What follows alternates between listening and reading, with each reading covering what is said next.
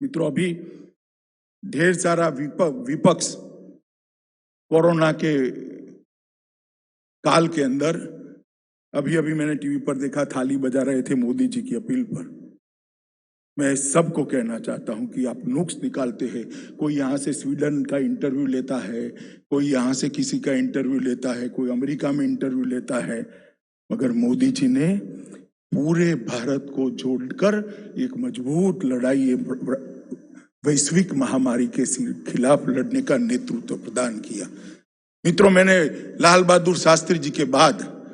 कोई भी ऐसा नेता नहीं देखा है जिसकी अपील पर पूरा देश एकजुट होकर आ जाए। जनता कर्फ्यू भारत के लोकतांत्रिक इतिहास के अंदर स्वर्णिम अक्षरों में लिखा जाएगा कि देश के एक नेता की अपील पर कोई पुलिस बल का उपयोग किए बगैर पूरे देश ने घर के अंदर रहकर अपने नेता की अपील का सम्मान किया। चाहे उन्होंने थाली और घंटी बजाने का कहा, चाहे दिया जलाने का कहा, चाहे सेना के जवानों ने आकाश के अंदर उड़कर सभी कोरोना वॉरियर का सम्मान करने के लिए आसमान से पुष्प बरसाने की बात करी। ये सब कर मोदी जी ने, कुछ लोगों ने इसको राजनीतिक प्रोपोगंडा कहा, मगर जो कह रहे हैं वो वक्रदृष्टाओं को मालूम नहीं है कि राजनीतिक प्रोपोगंडा नहीं है, ये देश को एक बनाने की मुहिम है। और मैं आज सभी कार्यकर्ताओं को, सभी बिहार की जनता को कहने आया हूं कि अब तक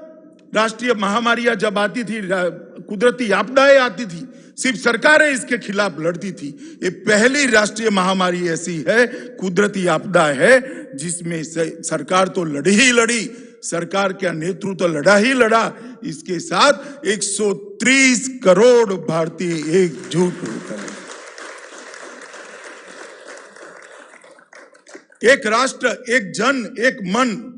ये नारों को चरितार्थ करने का काम नरेंद्र मोदी जी ने किया। और मित्रों, इसी का परिणाम है कि विश्व के आंकड़े देखते हैं तो इतने बड़े 130 करोड़ की आबादी के इतने बड़े आकार वाले अपने महान देश को बहुत सुरक्षित महसूस करते हैं।